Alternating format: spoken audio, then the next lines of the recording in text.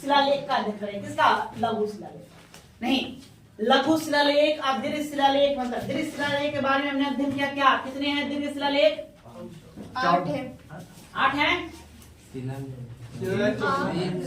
शिलालेख 14 है। कितने स्थानों से प्राप्त हुआ? 8 स्थानों से प्राप्त हुआ। अरे ये बात बड़ी बात नहीं, इसको समझ गया था, समझना कि क्या है यह। उसी प्रकार से ये लघु शिलालेख, देखिए इन लघु शिलालेखों को दीर्घ शिलालेख में नहीं रखा, ये अलग है। ये क्या है? ये अलग। इसको भी हम दो भागों में बांटेंगे। इसको हम दो भाग बनाते हैं, एक लघु शिलालेख संख्या 1 और लघु शिलालेख संख्या 2।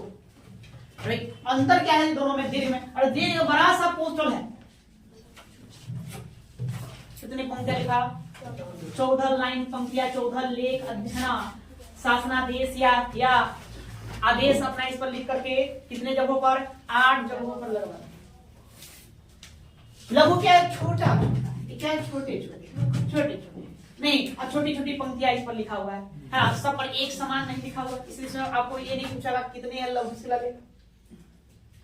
किसी पर 3 पंक्तियां, किसी पर 4 है, किसी पर 5 है, मतलब इस तरह से है। किसी पर एक ही से काम चला दिया गया है।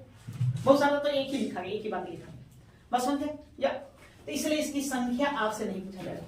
लोकेशन मतलब कहाँ है, कहाँ गड़े हुए हैं क्या? अभी 17-18 स्थानों से इसको प्राप्त किया गया और निरंतर अपना खोज चल रहा है ना। कितने? 17-18 जगहों से इसको क्या किया गया है? प्राप्त किया गया है। अब इसको 2 भागों में बांट दिया। कितने भागों बांटा? 2 भागों में। लघु शिलालेख संख्या 1 और लघु शिलालेख संख्या 2। कैसा भाग बनाया है? एक अभिलेख पर अशोक की व्यक्तिगत जानकारी है। क्या है? व्यक्तिगत, मतलब जिस पर व्यक्तिगत जानकारी है। और एक पर उसके धर्म के बारे में जानकारी मिलता है। किसके बारे में? धर्म की जानकारी। मतलब उसके लघु शिलालेखों को जब पढ़ा गया तो देखा गया है एक पर अशोक के व्यक्तिगत जीवन के बारे में लिखा गया है।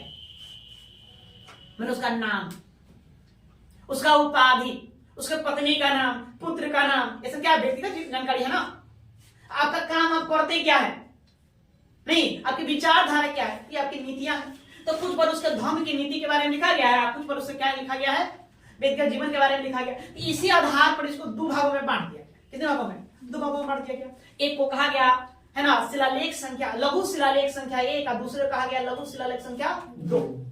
बस आपको इतना जानना है। उसके बाद जानना है कि कौन कहां है, कौन कहां है, बस इतना जानना। अब सुबह डायरेक्ट सीधे उठाकर प्रश्न पूछेगा, नाम दे देगा। जैसे नाम दे दिया भ्राभु शिलालेख, भ्राभु लघु शिलालेख है ना, भारत के किस राज्य में है?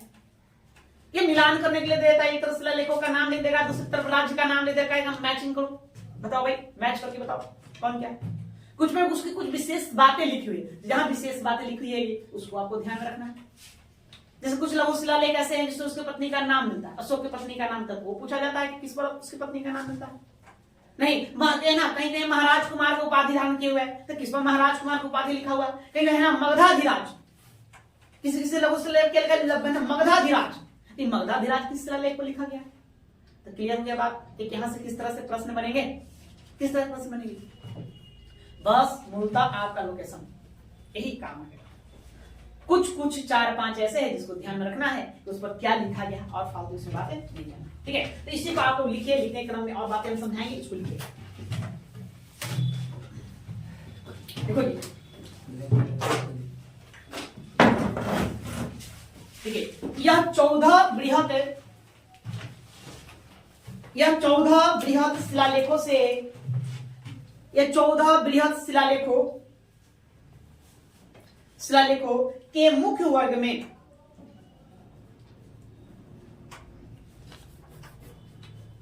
यह 14 बृहद शिलालेखों के मुख्य वर्ग में सम्मिलित नहीं है।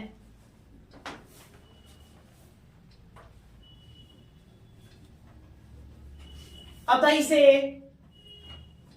इसे लघु शिलालेख कहते हैं।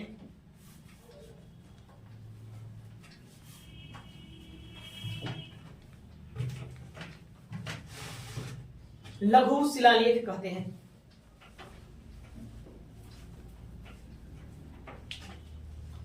आगे, इसे लघु शिलालेख संख्या 1, इसे लघु शिलालेख संख्या 1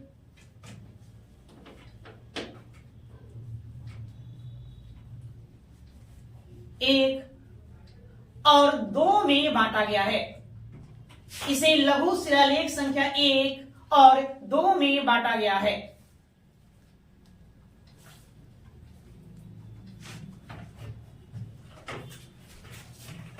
बांटा गया है। लघु शिलालेख संख्या 1 में, लघु शिलालेख संख्या 1 में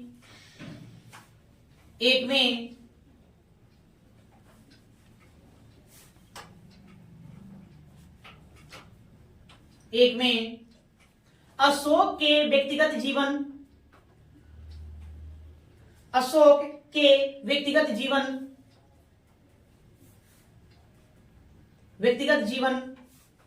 और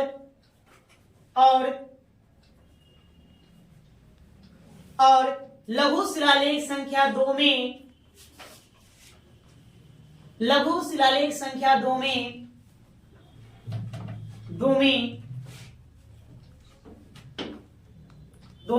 अशोक के धम्म के बारे में जानकारी मिलती है। अशोक के धम्म के बारे में जानकारी मिलती है।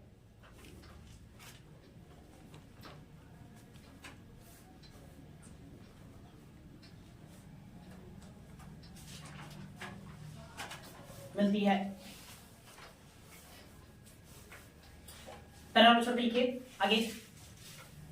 अशोक के लघु शिलालेख अधोलिखित हैं, डैश देंगे। अशोक के लघु शिलालेख अधोलिखित हैं, डैश देंगे।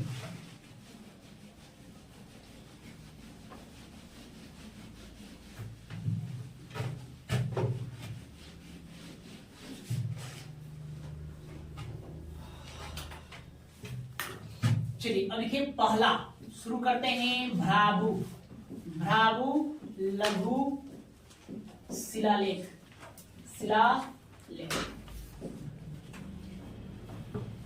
कहां है यह?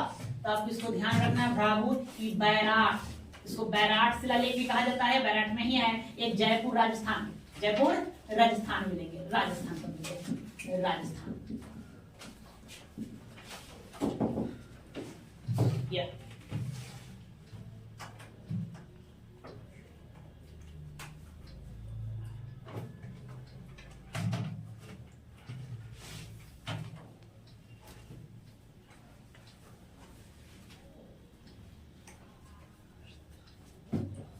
ठीक है, या पहला देखिए, इससे आपको ध्यान में रख लेना है। इसमें क्या क्या, तो भाई इसमें बहुत सारी जानकारी देता है। क्या क्या जानकारी देता है? पहली बार की ये जानकारी देगा, है ना, प्रश्न आपसे पूछा जाएगा अशोक के किस शिलालेख में लघु कहे, जो भी कहे लघु लगा के पूछता है, डायरेक्ट पूछता है किस शिलालेख में मगधाधिराज कहा गया है, मतलब मगध का राजा। तो मगधाधिराज किसमें मिलेगा? इसी भ्राभु शिलालेख, इसी में इसका नाम, इसको क्या कहा गया? अशोक को मगधाधिराज कहा गया, मगध का राजा। अशोक कौन सा धर्म मानता था? बौद्ध धर्म मानता था। हम किस आधार पर कहेंगे अशोक बौद्ध धर्म मानता? तो बौद्ध साहित्यों के आधार पर कहते हैं ना, बौद्ध साहित्यों के आधार पर। अगर हम लेखों की बात करें तो एक भ्राभु लघु शिलालेख ही है जिसमें स्पष्ट लिखा हुआ है ना, कि अशोक क्या है, बौद्ध धर्म को मानता था। मतलब प्रश्न पूछा भी जा चुका है एग्जामों में कि निम्नलिखित में कौन सा शिलालेख अशोक को बौद्ध धर्म, है ना, बौद्ध धर्म का अनुयायी प्रमाणित करता है? कौन? यह इसी में लिखा गया, अशोक के बौद्ध की नीतियों के बारे में ना। बौद्ध धर्म के 3 रत्न, बुद्ध धम्म और संघ, ये तीनों का उल्लेख कहां मिलेगा? तो भ्राभु में मिलेगा। इसको कैप्टन बॉट ने 1837 ईस्वी में खोजा था। वर्तमान में यह भ्राभु जो लघु शिलालेख है, यह कलकत्ता के संग्रहालय में रखा गया है। कहां? कलकत्ता संग्रहालय में। अंग्रेजों के समय ही इसको कहां रख दिया गया था? कलकत्ता संग्रहालय में। कलकत्ता जानते हैं भाई, राजस्थान से कलकत्ता कहां ले जाएगा? विद्यमान में जानते हैं कि शुरुआती दौर में अंग्रेजों का मुख्य केंद्र कौन रहा था? कलकत्ता रहा था। तो उसकी अपनी राजधानियां थी, इसलिए वहां सो कलकत्ता ले जाएगा। ये कलकत्ता के संग्रहालय में भी वर्तमान में है। तो लिखिए, शॉर्टकट लिखेंगे, बस उतना भी लिखेंगे जितना समझ जाए। नहीं, अशोक को मगधाधिराज कहा गया। पॉइंट बनाकर 1 2 ऐसे लिखते जाओ। अशोक को मगधाधिराज कहा गया है। मगधाधिराज, मगधाधिराज, है ना। उसमें लिखो मगध का राजा। क्या?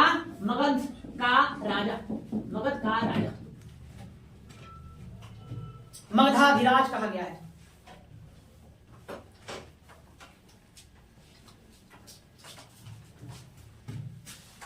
आगे इसे 1837 में कैप्टन बट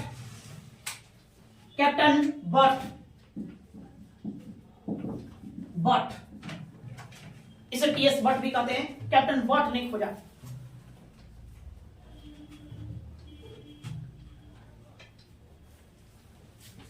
इसे कैप्टन बट ने खोजा। आगे अशोक को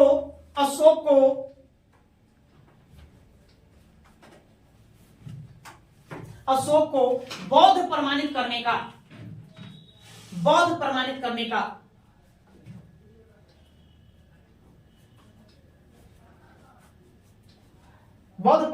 का सबसे बड़ा अभिलेखीय साक्ष्य। अशोक को बौद्ध प्रमाणित करने का सबसे बड़ा अभिलेखीय साक्ष्य है। अभिलेखीय साक्ष्य है।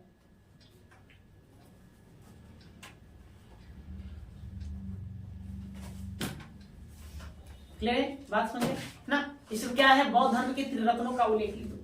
बौद्ध धर्म के रत्नों का उल्लेख या त्रिरत्न का उल्लेख, बौद्ध धर्म के त्रिरत्न का उल्लेख मिलता है।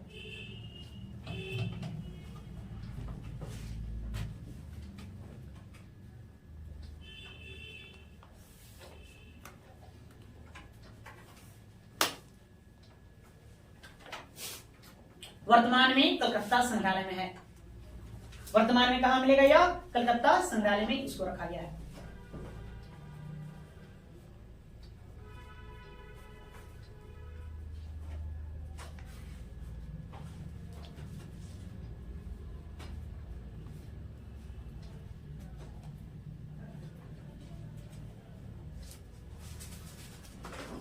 हो गया? अब आइए दूसरा, अब इसको रहने देंगे। अहरौरा लघु शिलालेख कहां मिलेगा? ये आपको मिलेगा उत्तर प्रदेश में, यूपी में। यह अहरौरा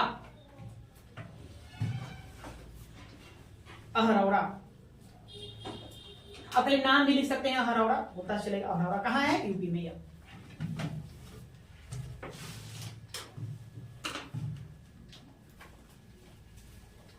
हमने बताया था अशोक ने धम्म की यात्राएं की थी। धम्म की यात्रा में कितनी रातें बिताया? 256 रातें उसने धम्म की यात्रा में बिताया। इसी बात का जिक्र किया गया हरौरा पर लिखा गया है अशोक ने बौद्ध स्तूपों के निर्माण के लिए 256 रातें बिताई। बौद्ध स्तूपों में मतलब वही धम्म की यात्रा पर गया। अशोक धम्म की यात्रा पर 256 रातें बिताएगा। इसका उल्लेख कहां मिलेगा? हरौरा में मिलेगा। बस एक लाइन लिखो। देखिए इसमें अशोक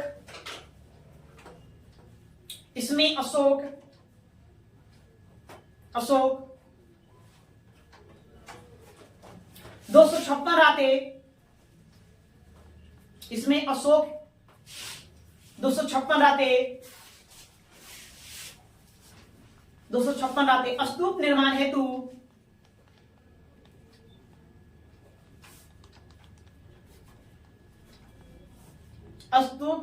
हेतु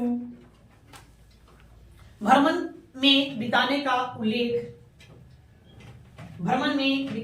उल्लेख मिलता है।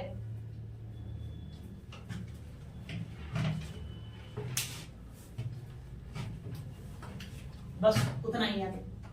अब अगला मिलेगा पनगुड़िया लघु शिलालेख। ये आपको है एमपी में। पनगुड़िया ये आपको कहां मिलेगा? एमपी में मिलेगा।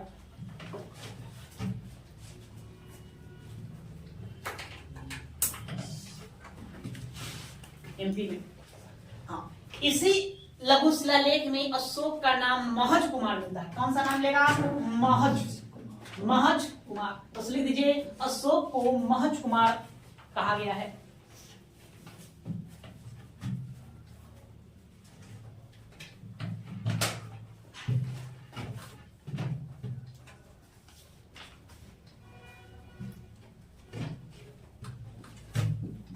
हो गया? चौथा लिखिए रूपनाथ। ये भी आपको मिलेगा एमपी में। पांचवा लिखिए गुर्जरा, गुर्जरा ये भी आपको कहां मिलेगा? एमपी में। फिर आप लिखिए नहीं नेत्तूर, नेत्तूर ये आपको कहां मिलेगा? कर्नाटक में। ठीक है, फिर आप लिखिए केन से कर्नाटक लिख दिए, क्या लिखते हैं? कर्नाटक। समझ आएगा ना? अब इसमें कोई विशेषता नहीं है, जहां है वहां आपको लिखना है। बात समझ क्या है? जहां कुछ उस तरह के पॉइंट्स है जहां से प्रश्न बनते हैं, हमको लिखना है। बाकी क्या लिखा गया है उसको जानकर क्या करोगे?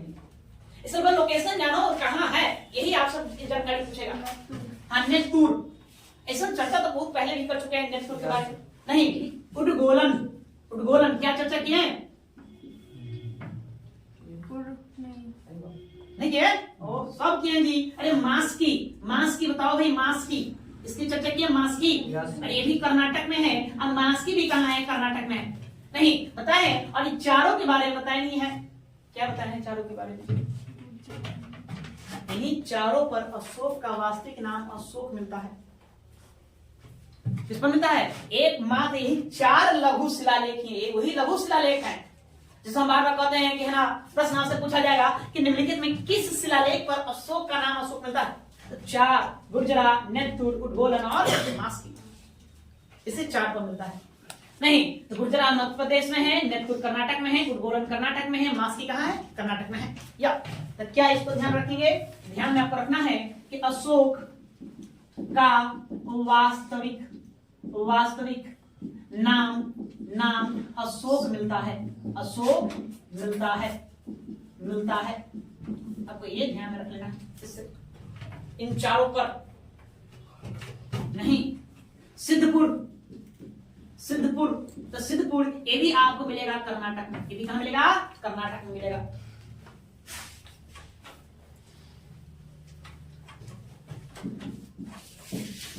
ब्रह्मागिरी नीचे दिखाई दी। गोवी मठ, ये भी आपको है कर्नाटक में। और ये भी कहां है? कर्नाटक में।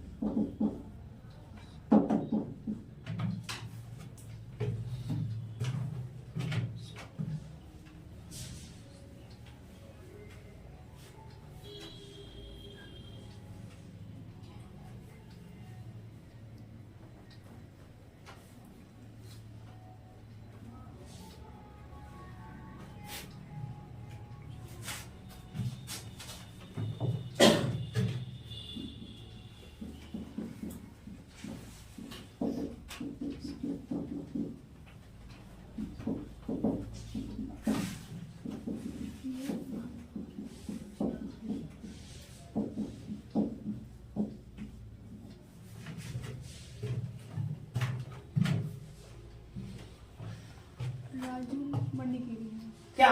राजू मंडगिरी है ना। जटिंग रामेश्वर ये भी एक जिले कर्नाटक में ही है। एक ही कहाँ है? कर्नाटक में है। बस यही है 17 स्थान ध्यान रखना है जहां से अशोक के लघु शिलालेख मिलते हैं।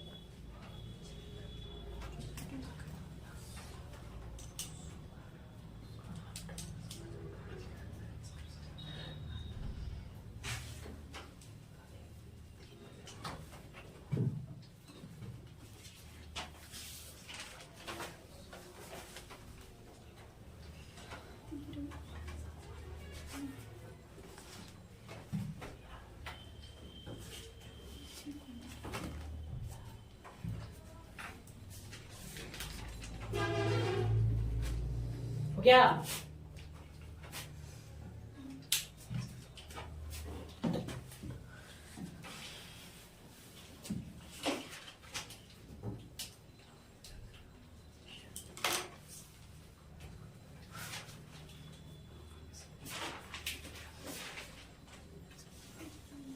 कैसा हो गया? हाँ हो गया जी बच्चा।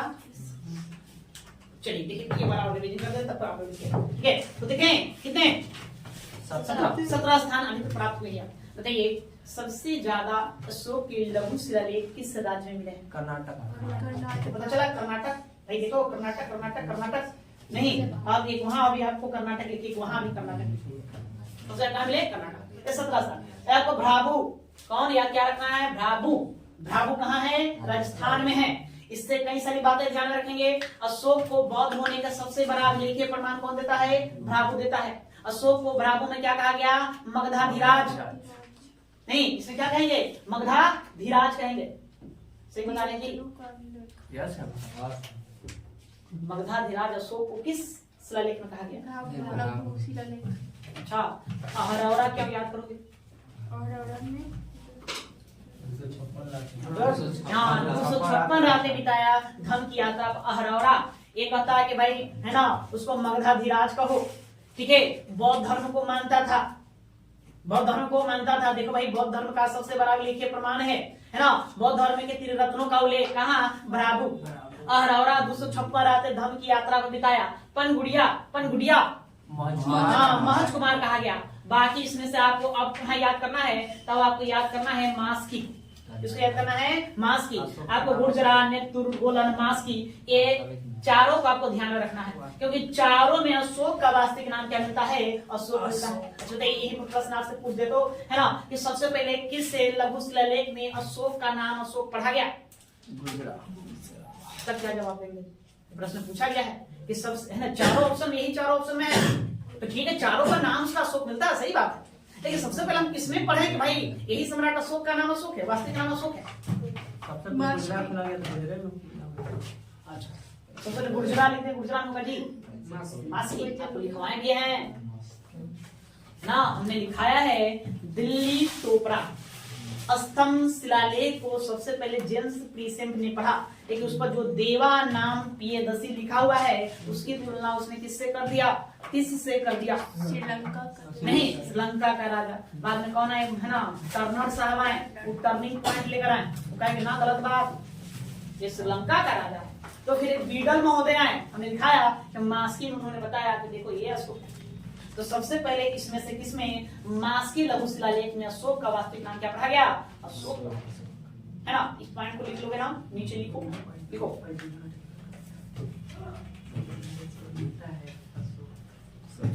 लिखो। देखिए सबसे पहले मास्की लघु शिलालेख में सबसे पहले मास्की लघु शिलालेख में अशोक का नाम अशोक पढ़ा गया। सबसे पहले मास्की शिलालेख में अशोक का नाम अशोक पढ़ा गया। मेरा मोबाइल फोन किसे आ गई? पहली बार आज हम भी देखे और ट्रू कलर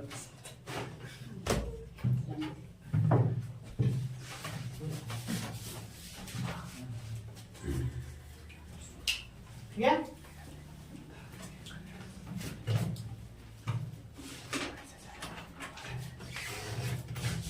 परेशान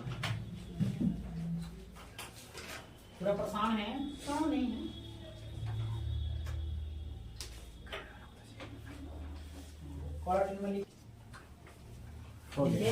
हाँ बात समझ के क्लियर हो गया? क्या याद करना, किसको किसको बार बार बोल दे रहे हैं, किसको याद करना है?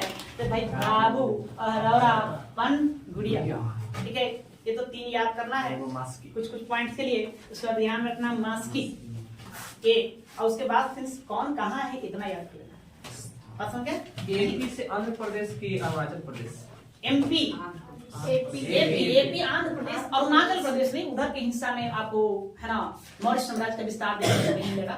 ठीक है अच्छा देखिए भाई प्रश्न जो पूछा तो इस पर एक प्रश्न डाल देते हैं। प्रश्न है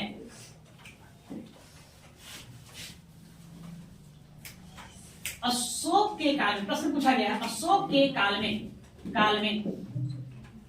या शासन काल में मगध साम्राज्य विस्तृत नहीं था या मगध साम्राज्य में शामिल नहीं था। शामिल नहीं था। ऑप्शन है भाई आंध्र प्रदेश, आंध्र प्रदेश, बी बिहार, बिहार, सी जम्मू कश्मीर, जम्मू कश्मीर, कश्मीर है ना, और डी आसाम, आसाम। बताइए क्या टिक मारोगे? जम्मू कश्मीर शामिल नहीं था। आसाम, आसाम होगा। आसाम। जम्मू कश्मीर में का राजधानी कहाँ है जी? श्रीनगर है। अच्छा, श्रीनगर का संस्थापक अशोक ही है। नहीं, झेलम नदी के तट पर उस जाकर बसाया। तो जम्मू कश्मीर हिमालय प्रदेश में उसका शासन था, है ना। आसाम या ध्यान रखना, आसाम नहीं था। नहीं, और नीचे के दो राज्य में आपको क्या बताएं? केरल और तमिलनाडु नहीं था। नहीं, जब आसाम नहीं था तो आसाम को पार करेंगे तब अरुणाचल प्रदेश, तो वहां भी नहीं था। और अशोक ने अपने शिलालेख कहाँ लगवाए? अपने राज्य के बीचों बीच में जनता को संबोधित करने, या फिर उसको सीमाओं पर बाउंड्री, है ना, बाउंड्री भी बताता है। अशोक के जो शिलालेख है वो क्या उसका बाउंड्री बताता है। अशोक का अभिलेख का एक विशेषताओं को जन देखे, है ना, तो बाउंड्री भी बताता है कहाँ सीमा था। सिंपल सी बात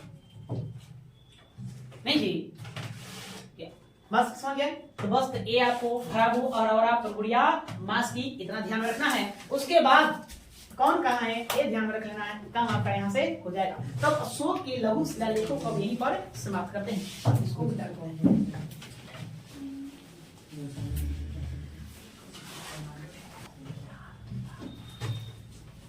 लेख,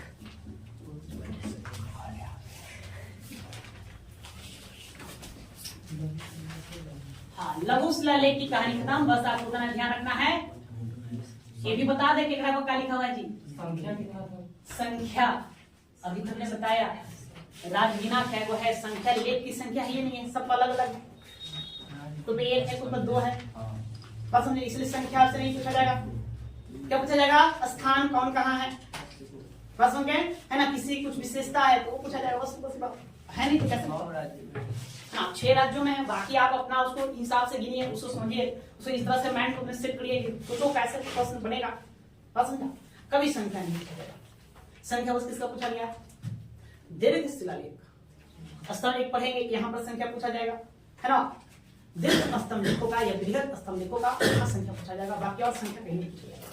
ठीक है, या अब ये अशोक के स्तंभ लेख हेडिंग दिए। अब देखिए, हमने पढ़ा शिलालेख, क्या पढ़ा जी? शिलालेख पढ़ा। तो शिलालेखों में दो देखा, एक क्या देखा? बृहद, है ना, बृहद। और हमने क्या देखा? दीर्घ देखा। तो बृहद में हमने देखा कि इस कितनी संख्या है? 14 है। कितने स्थानों से मिला? 8। और इसको लघु कहिए, लघु लघु लघु, है ना। और ये 17 तक स्थानों से अभी तक इसको खोजा गया। कितने से? 17 स्थानों से खोजा गया। संख्या वहां पर नहीं पूछा जाता। अब ये स्तंभ क्या है? पीलक, जहां तहां खुदवाया गरवाया गया है, तो पीलक की का जरूरत आन पड़ी नहीं जी। तो ये तो पहाड़ पर तराश तराश के लिखवा दिया है। बताओ कितना पढ़ने में दिक्कत पड़ा है, बड़ा सबका टेंशन रहता है भाई, इतना पढ़ना पड़ता है। बताओ उसके बाद भी फिर पाया गरवा दिया जाता है ना। टेंशन वाली बात है, क्या जरूरत आज बड़ी तरीके। हमने शिलालेखों को वहां खुदवाया जहां पहाड़ पर्वत को तराशा काटा करवा दिया। अब मैदानी भाग में लगवाना है तब नहीं, अब यूपी में लगाना, उत्तर प्रदेश में। बताओ अब हम पर्वत खोज रहे हैं, मिल ही नहीं रहा। मिल रहा था कि कोना में है, जहाँ लोग जाता नहीं है, जनता के बीच में तो रखना है। तो वैसे ही स्थानों में, मतलब मैदानी भागों में, जितने मगध साम्राज्य का मैदानी भाग था, तो उन मैदानी भागों में अशोक ने क्या किया? पीलर गवाया, स्तंभ उसका निर्माण कराया, जहां तहां इसको क्या कर दिया? लगवा दिया। ठीक है, तो इससे कुछ विशेषताएं पूछा जाएगा, पहले उसको जानेंगे। इससे स्तंभ लेख से क्या क्या प्रश्न होते हैं। तो एक प्रश्न कई बार एग्जाम में देखने को मिला है, नहीं प्रश्न पूछा गया है कि मौर्य कला का सर्वश्रेष्ठ उदाहरण माना जाता है। ऑप्शन में है स्तंभ लेख, दीर्घ शिलालेख, है ना, लघु शिलालेख, गुहा लेख। मौर्य कला का तो किसको आप टिक मारेंगे? अरे उस अब दीवार पर कोई चीज लिखना है तो उसमें तो कला है नहीं, उस तरह से, है ना। हमने कहा कि तराशा और वो है ना, क्या कहेंगे, उत्कीर्ण करवा दिया। लेकिन ये मैदानी भाग पे तो पिलर करना होगा, उस पर कुछ आकृतियां बनाना होगा, उस पर लिखवाना होगा, उसमें ज्यादा मेहनत है, ज्यादा कलाएं लगेगी। इसलिए सबसे बेहतर कौन है? ठीक है, या तो लिखिए पहले मोटा मोटी लिखो। देखिए स्तंभलेख को मौर्य कला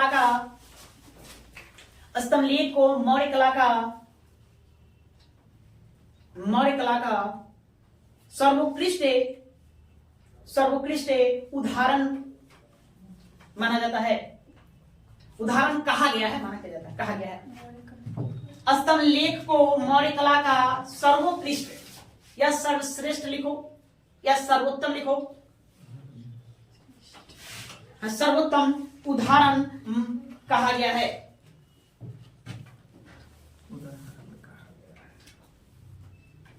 कहा गया है।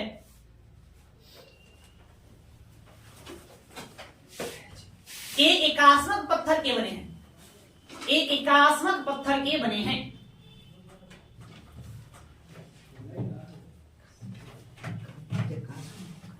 एकात्मक कैसा? एकात्मक पत्थर के बने हैं। एकात्मक समझ रहे हैं? के बारे में है। भारत का दुनिया का सबसे बड़ा एकात्मक मंदिर कैलाश मंदिर कहाँ मिलेगा? महाराष्ट्र में। ठीक है, कहाँ मिलेगा? कैलाश मंदिर उत्तराखंड में नहीं है, आपको महाराष्ट्र जाना पड़ेगा। महाराष्ट्र वाला एकात्मक मतलब कोई पत्थर को तराश कर बना, अलग से कुछ जोड़े नहीं। हम लोग मकान बनाते हैं, क्या करते हैं? नहीं, ईंटा जोड़ देते हैं। ईंटा जोड़ने क्या करेंगे? वही बालू सीमेंट है ना, वगैरह वगैरह मिला करके सबको जोड़ देते हैं।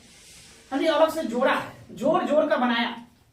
इसको मतलब कुछ जोड़ा नहीं। लोग एक बड़ा सा चट्टान है, 6 हथौड़ी से तराश तराश करके पूरा मूर्ति बना दी, तो क्या कहेंगे? एकात्मक मूर्ति। ठीक है, मतलब एक ही पत्थर का प्रयोग करके उसको पूरा तराश करके हमने बना दिया। नहीं, ऐसे मूर्ति पूजा करते हैं दशहरा में, दिवाली वगैरह में, तो क्या होता है? मूर्ति एकात्मक होता है। दे रहे हैं पहले हम क्या करते हैं? नेवारी का आटिया का ढांचा तैयार करते हैं, लकड़ियां है ना, उसके बाद हम मट्टी लगा कर उसको बाद में चिकना देते हैं, रूप दे देते, एक प्रदान कर देते। तो एकात्मक नहीं, एकात्मक मतलब एक ही पत्थर का प्रयोग करके तराश तराश करना है। आज आप लोग जाएंगे थोड़ा यूट्यूब पर देखेंगे कैलाश मंदिर, महाराष्ट्र का कैलाश मंदिर, उसको देखिए, देखेंगे गजब में एक पूरा उतना बड़ा पर्वत को तराश करके बना दिया गया है। राजपूत का एक राजा हुआ कृष्ण प्रथम, उसी ने उस मंदिर का निर्माण करवाया। गजब की है ना कलाकारी है, अब देख कर दंग रह जाएंगे कैसे कलाकार हुआ करते थे। तो ये पहाड़ है, उसको ऊपर से तराशते हुए नीचे ले आए, बताओ है ना। और आज तो आधुनिक हथियार, आधुनिक मतलब की मशीनें हैं, उपकरण यंत्र है, उसका प्रयोग कर सकते हैं। लेकिन आज भी उस तरह का नहीं बनेगा जैसा वो लोग बनाए। बस 6 हथौड़ी से काटते काटते नीचे लाए, मतलब किस नाप में काटा हुआ सेब नहीं, ना 1 इंच इधर हुआ ना 1 इंच उधर हुआ, नहीं।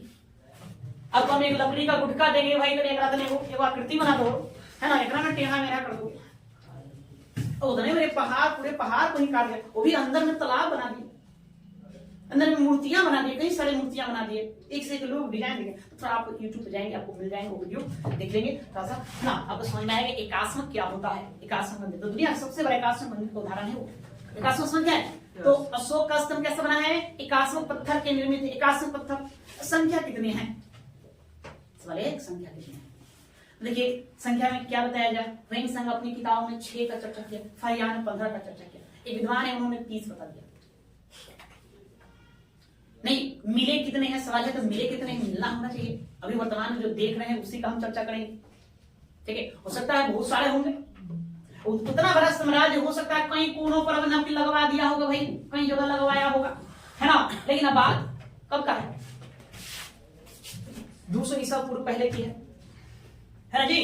232 में है ना अशोक का निधन हुआ, आपने इस कार्य 232 ईसा पूर्व में अशोक का निधन हुआ इस कार्य, और 269 में क्या बना था? राजा बना था। इसी अवधि के बीच में वो अपना करवाया है ना। 2400 साल पहले की बात है, तो 2400 साल पहले की बात है, तो हो सकता है उतना सारा युग बदला, कई सारे राजाएं हैं, नष्ट भी हो गया होगा। और ठीक है, तो ऐसे वर्तमान में 30 कितनी बताई गई? 30। ठीक है, देखेंगे अशोक की स्तंभों की संख्या, स्तंभों की संख्या, स्तंभ लेख नहीं लिखेंगे, क्या लिखेंगे? स्तंभों।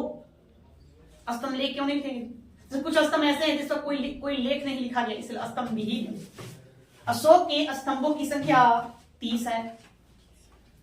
30 है, स्तंभों की संख्या 30 है। 30। चीनी यात्री फाहियान, आगे चीनी यात्री फाहियान चीनी यात्री फाहियान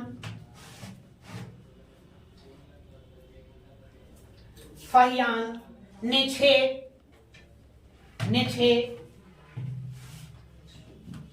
और वेंगसांग ने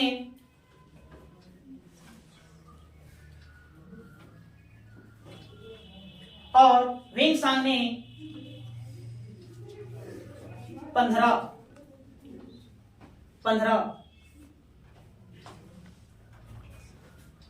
अशोक के स्तंभों का उल्लेख किया है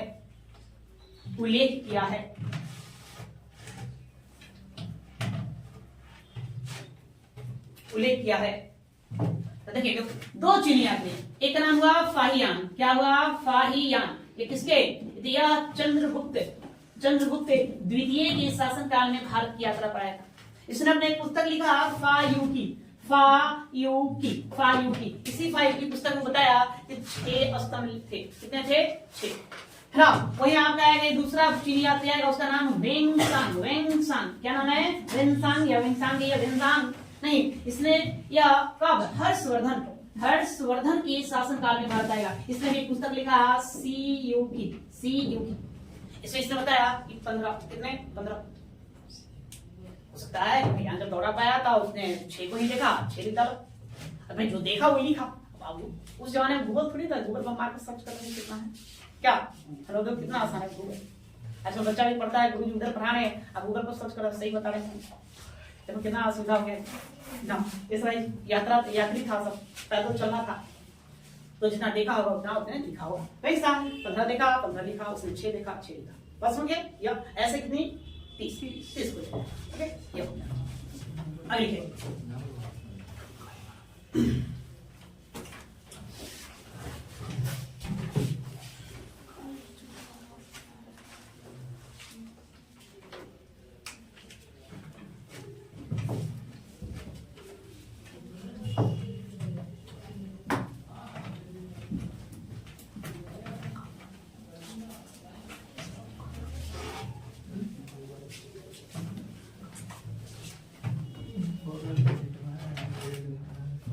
ठीक है। अब देखिए, अब अशोक के स्तंभों की बात करें तो एक विद्वान हुए परसी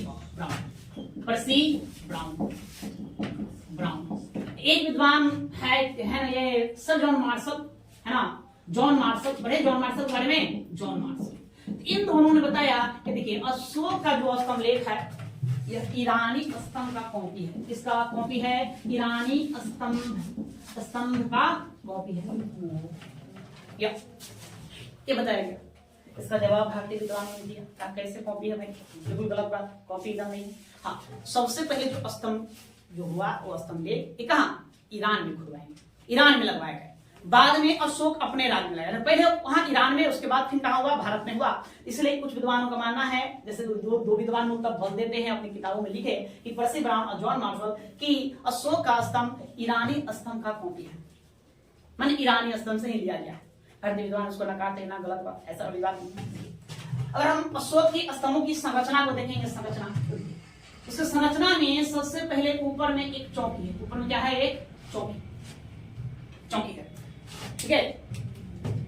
आप लोग कल ग्रुप देखे, ग्रुप में हमने इमेज डाला था, देखा सभी? नहीं देखा तो बात फिर से दिखा देते भाई, देखो।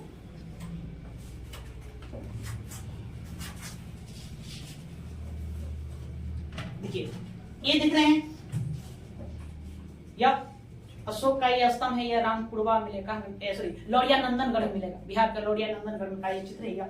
तो देख रहे हैं ये क्या है? ऊपर का एक चौकोर है, इसको चौकी बोला गया। इसको क्या बोला गया? चौकी। इसके ऊपर क्या है? एक आकृति है, पशु आकृति है। तो इसके ऊपर टॉप पर एक पशु आकृति होगा, फिर होगा क्या होगा? चौकी होगा। चौकी के बाद फिर देख रहे हैं नीचे उस तरह से एक और है ना, इसको कुंठी कहा गया है। एक गोल टाइप का है कुंठी। उसके बाद ये क्या लग रहा है? कमल लग रहा है, लग रहा है जैसे कमल का फूल है लेकिन उल्टा है। इसे अमांगमुखी कमल कहा गया। इसको क्या कहेंगे? अमांगमुखी कमल कहेंगे। फिर उसके बाद नीचे मतलब तांबे के बेरों से इसको क्या कर दिया गया? घेर दिया गया इस तरह से। ठीक है। उसके बाद इसका पाया देखेंगे, पाया तो सुंडाकार है। सुंडाकार मतलब नीचे से मोटा है, धीरे धीरे ऊपर होते जाते हुए क्या हो जाता है? पतला हो जाता है। तो अशोक के शिलालेखों की संरचना ये है, इसी को हमको देख लेना है। तो देखो भाई, सब एक चौकी, इसको क्या कहेंगे? इसको कहेंगे चौकी। चौकी ये कहेंगे इसको हम चौकी। ऊपर में एक पशु आकृति हुआ है, पशु आकृति। पशु आकृति, पशु आकृति मतलब इस पर शेर, हाथी, नहीं बैल, सांड, इन सब की कुछ ना कुछ की आकृतियां इस पर बनाई गई है। इस पर एक कोई ना कोई एक आकृति यहाँ रहेगा, खड़ा बैठा हुआ रहे, खड़ा बैठा हुआ है, मतलब खड़ा भी है, तो पशु आकृति है। उसके नीचे जो का जो भाग है उसको हम क्या कहेंगे? चौकी कहेंगे। उसके नीचे फिर एक छोटा सा इसको गोल ऐसा लगा हुआ, गोल, इसको कहते हैं डोरी। इसको क्या कहते हैं? डोरी। इसको कहते हैं डोरी। इस भाग को डोरी नाम दिया गया है, डोरी कहा जाता है। उसके बाद फिर यहां से इस तरह से अवांगमुखी कमल, कमल जो होता है अवांगमुखी, ये कमल का आकृति बनाई गई है। कमल मतलब उल्टा हुआ कमल, इसको क्या कहेंगे? उल्टा कमल। इसको कहा गया अवांगमुखी। अवांगमुखी या इसको कहेंगे हम लोग अधोमुखी। अधोमुखी, अधोमुखी या फिर इसको कहेंगे उल्टा, उल्टा कमल।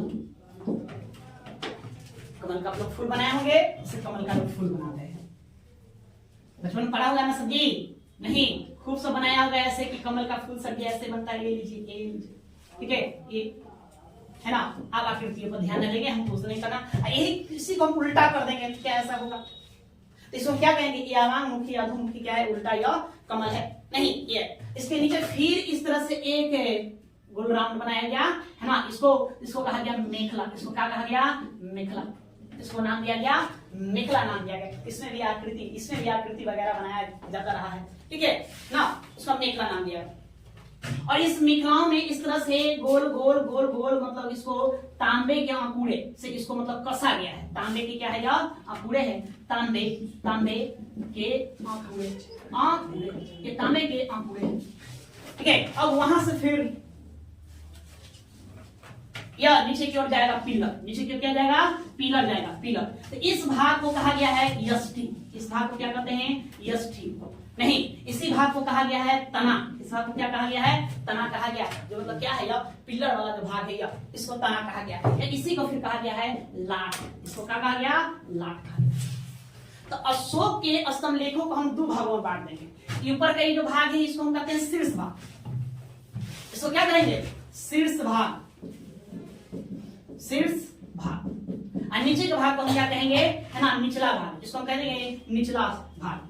निचला भाग, निचला भाग।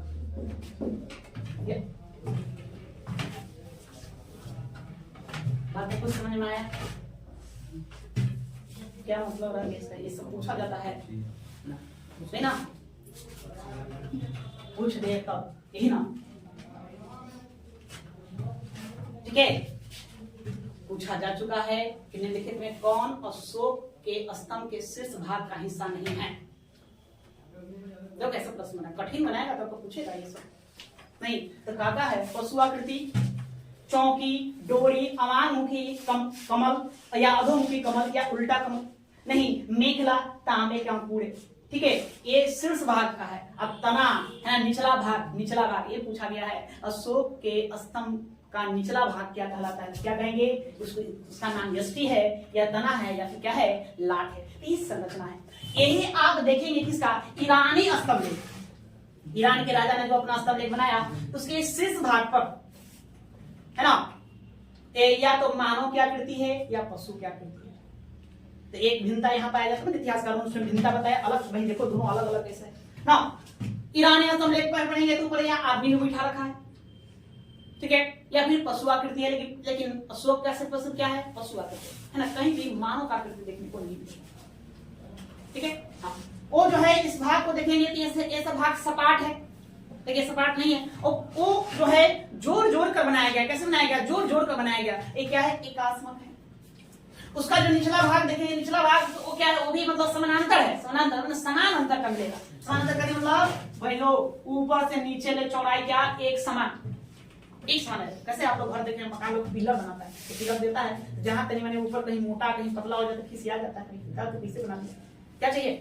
समानांतर, समानांतर एक समान चाहिए। बस वही ईरानी स्तंभ लेखों में एक समानता देखने को मिलती है ऊपर से नीचे तक, लेकिन नहीं ये नहीं, यहाँ नहीं मिलेगा। यहाँ क्या मिलेगा? सुंडाकार। ऐसा सुंडाकार देखने को मिलता है। सुंडाकार का मतलब नीचे चौड़ा, धीरे धीरे ऊपर जाते क्या हो रहा है? पतला हो रहा है। इस तरह से बहुत सारे भिन्नता है ना। अशोक के स्तंभ लेखों को देखेंगे तो काफी चिकनाहट है, पॉलिशदार है, इतने चिकने हैं कि क्या कहना है, एकदम शाइनिंग है। अभी तक उसमें शाइनिंग नजर आता है, लेकिन ईरान के जो स्तंभ है तो शाइनिंग वाली बात नहीं है। ठीक है, ईरानी जो स्तंभ है उसको आप देखेंगे किसी न किसी भवन का वो आधारशिला है। जैसे मकान है तो मकान के साइड में ही उसको बना दिया, ऐसा लगे मकान का भी लोड उसी पर, भवन का भी लोड उसी पर, लेकिन यह बिल्कुल स्वतंत्र खुले में कर रखेगा भाई, खुले में रखेगा। ठीक है, खुले में। तो इस आकृति से आप लोग बात को समझ गए हैं। देखिए ये कहाँ है? ये आपको सारनाथ मिलेगा। कहाँ मिलेगा? यह सारनाथ। इस पर कितने से? 3 दिख रहा है, वो पीछे मुंह किया हुआ है। किसी दिशा से देखो तो आपको 3 नजर आएगा। नहीं, ये हमारा क्या है? राष्ट्रीय चिन्ह है जी, अशोक स्तंभ ही ना है। या अच्छा ये वही है।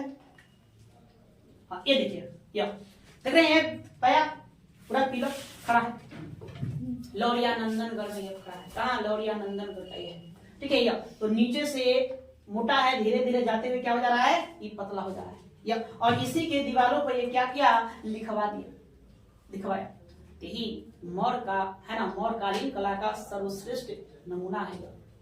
पसंद है कैसा? तो ईरानी स्तंभ से तुलना करें तो उससे कहीं ज्यादा बेहतर है। पर्सी ब्राउन और जॉन मार्शल ने बताया, कॉपी कर लिए हैं। ऐसे कैसे? पहले वो बना दिया था, कॉपी कर लेंगे। ठीक है, तो आपका विषय नहीं है, वहां से आपसे प्रश्न नहीं पूछा जाएगा, आपसे अंतर नहीं पूछा जाएगा। बताओ भाई दोनों में क्या अंतर है ना, आपसे पूछा जाने वाला प्रश्न है एक यहाँ है।